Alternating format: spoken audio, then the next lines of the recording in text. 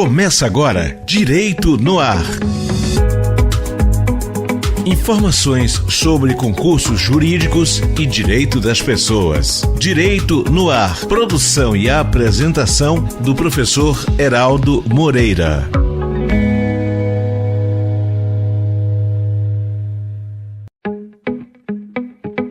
Meus amigos e minhas amigas do Direito no Ar, esta é a nossa edição de número 10, gravada para exibição em 16 de junho de 2024, domingo. A nossa proposta é trazer informações relevantes para você, especialmente quanto aos seus direitos, notadamente os trabalhistas, e muito mais, como concursos públicos, cursos, livros e estágios, todos na área jurídica, notadamente do nosso estado. E começamos o programa de hoje falando sobre o lançamento do Manual de Implementação de Linguagem Simples, que é um documento que tem por objetivo estimular a construção de uma comunicação acessível e inclusiva. Traduzindo, banir o chamado juridiquês, para que todos possam entender qualquer redação de qualquer documento de natureza jurídica. A iniciativa desse manual foi do atuante magistrado estadual, Dr. Alexandre Abreu, juiz titular do 5º Juizado Especial Cível e de Relações de Consumo aqui de São Luís. E agora vamos falar desse momento terrível que nosso país vive ainda, graças a Deus já melhorou um pouco, das enchentes lá no Rio Grande do Sul e as consequências disso para o funcionamento do judiciário trabalhista.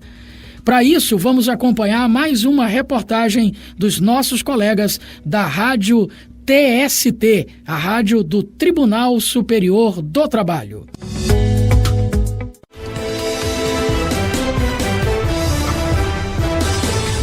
O Rio Grande do Sul tem enfrentado chuvas intensas que resultaram em alagamentos devastadores. A crise climática impacta não só a infraestrutura, mas a vida de milhares de trabalhadores e famílias. De acordo com o último boletim da Defesa Civil Estadual, 469 municípios foram afetados. Mais de 580 mil pessoas estão desalojadas, quase 64 mil estão em abrigos e 163 mortes foram confirmadas. A Justiça do Trabalho também foi atingida pela tragédia ambiental. A sede do TRT em Porto Alegre ficou alagada, o que comprometeu o funcionamento dos serviços de informática. Mas a situação foi contornada com agilidade, como relata o chefe de imprensa e jornalismo do Tribunal Regional do Trabalho da 4ª Região, Gabriel Borges Fortes.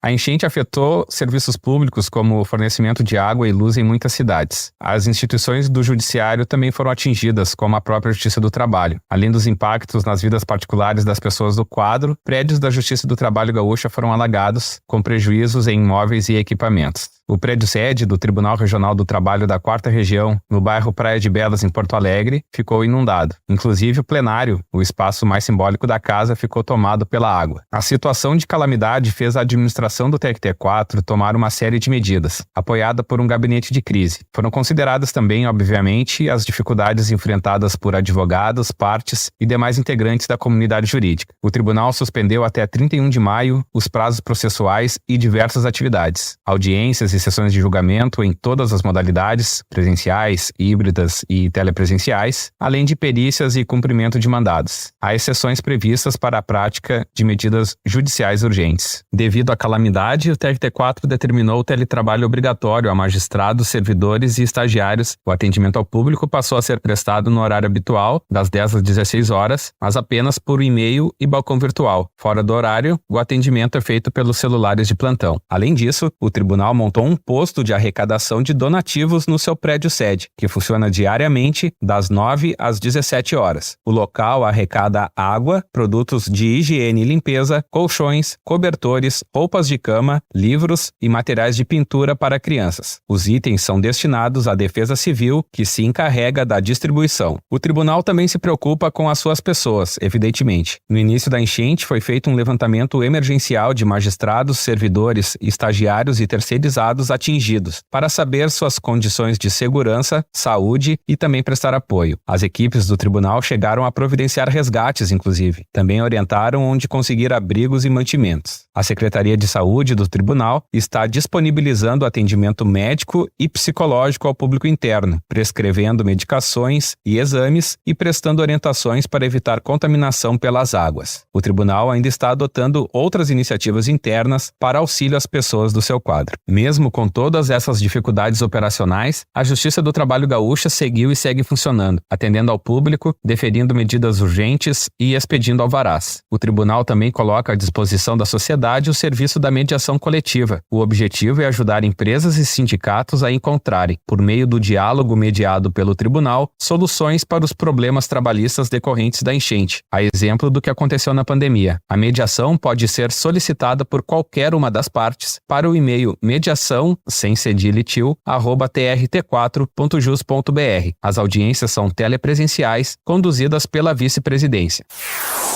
E ainda sobre esse assunto das enchentes, vamos ouvir agora o juiz do trabalho Vladimir Paz de Castro, do Tribunal Regional do Trabalho da 7ª Região, no Ceará, explicando quais são os dispositivos legais que amparam empregados e empregadores em situações como essa, lá do Rio Grande do Sul, de calamidade pública.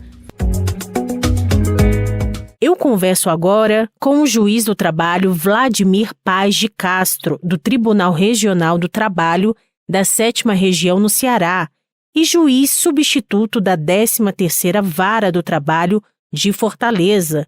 Seja muito bem-vindo ao nosso programa.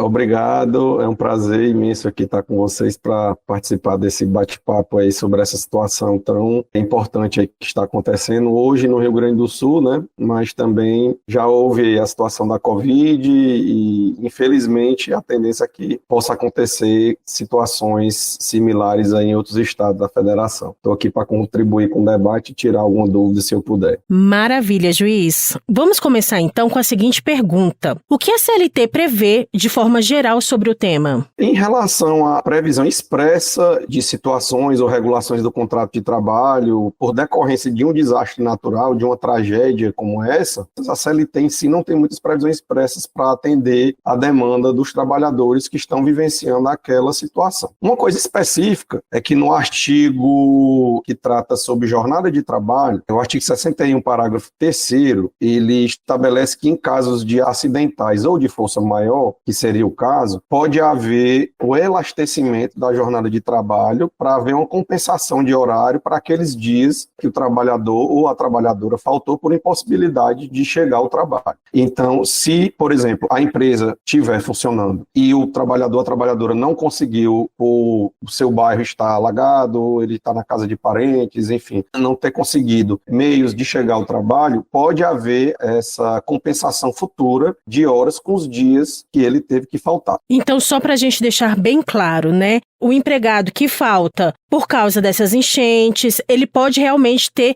esses descontos no salário.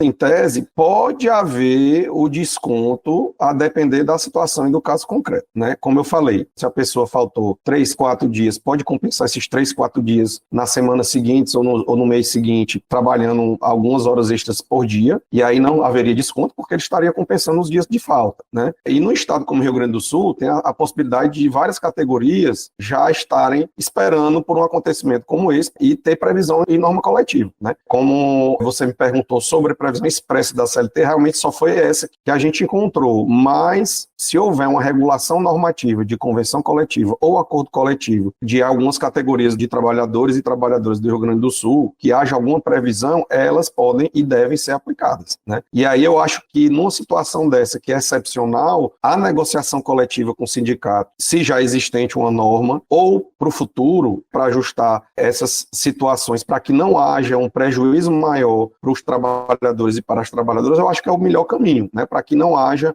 descontos por conta de uma situação que não é culpa do trabalhador ou da trabalhadora que está impossibilitado de comparecer ao trabalho. E outra situação é quando a própria empresa está embaixo d'água. Então aí que não é culpa mesmo do trabalhador e da trabalhadora não poder trabalhar. Nessa situação é que não vai poder haver desconto, porque é um ônus da empresa lidar com essa situação. Então nós temos duas hipóteses. Uma, a empresa está funcionando, né, não foi prejudicada por conta das enchentes, mas o trabalhador e a trabalhadora foi e não consegue chegar ao trabalho por N motivos. A situação 2 é que a própria empresa está prejudicada com suas atividades suspensas. A gente tem uma regulação que ela virou permanente, que é a regulação que serviu para atender a demanda da pandemia do Covid, né? Que é a Lei 14.437 de 2022, ela virou lei permanente, e lá existe uma série de previsões para tentar adequar o contrato de trabalho numa situação de calamidade, como é o caso. E aí eu dou exemplos: estabelecimento de teletrabalho, estabelecimento de férias coletivas, antecipação de férias individuais, antecipação de feriados. Então,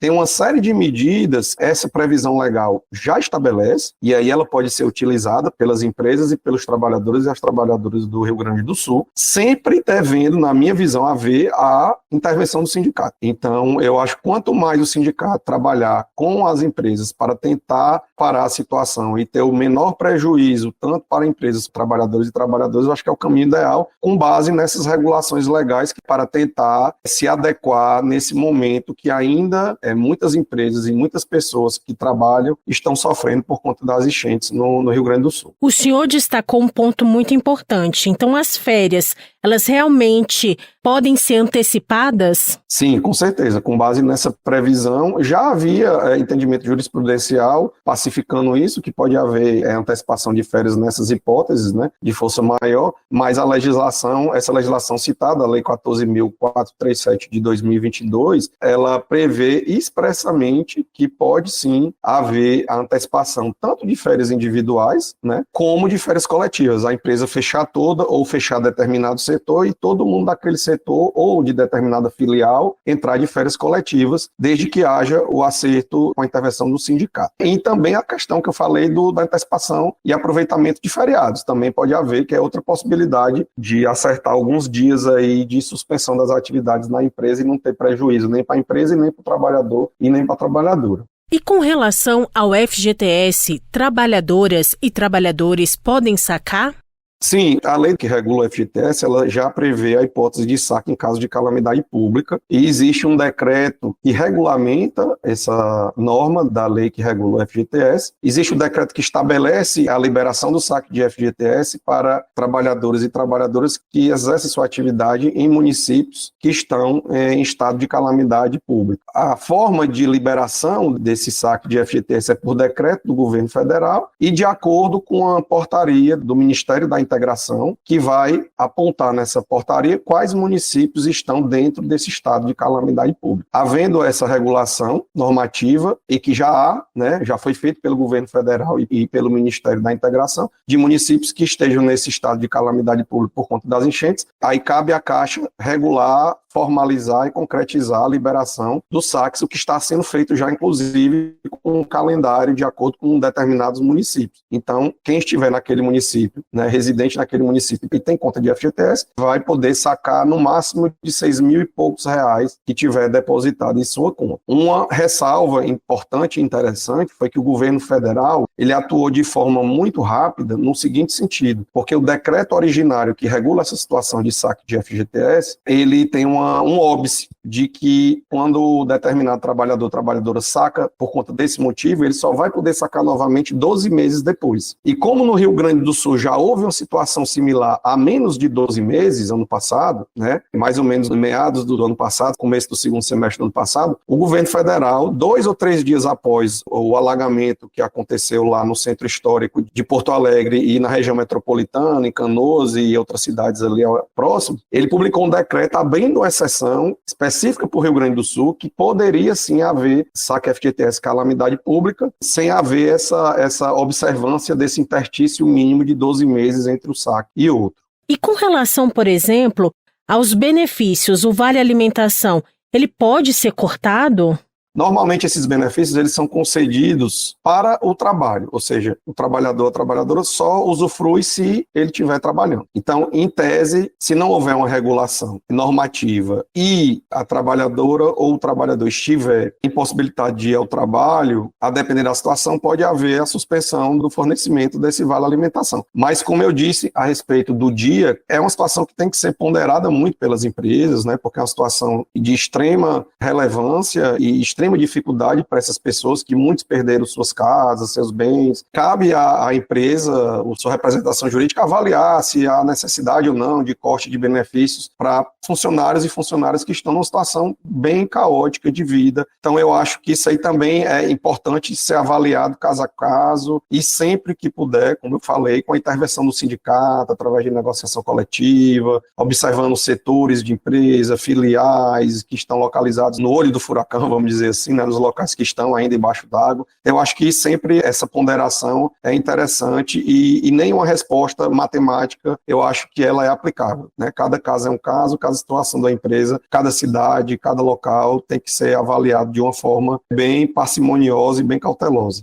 Eu conversei com o juiz do trabalho Vladimir Paz de Castro, do Tribunal Regional do Trabalho da 7ª Região, no Ceará, e juiz substituto da 13ª Vara do Trabalho de Fortaleza, a quem eu agradeço a participação em nosso programa. Muito obrigado, foi um prazer aqui participar desse bate-papo e conta comigo aí para qualquer coisa. E para encerrarmos o programa de hoje, vamos informar que as inscrições para o projeto Câmara Mirim da Câmara dos Deputados em Brasília já estão abertas e irão até o dia 20 de junho. Trata-se de um programa muito interessante. Ele é educativo e envolve os estudantes do ensino fundamental, que podem viver a experiência de ser parlamentares, elaborando, debatendo e até votando projetos de lei na Câmara. Vale muito a pena participar dessa experiência. Muito grato por sua audiência. A produção e a apresentação é comigo mesmo, Heraldo Moreira, e a edição é de Felipe Alves e Mariano Rosa. Siga com a nossa programação e até o próximo Direito no Ar.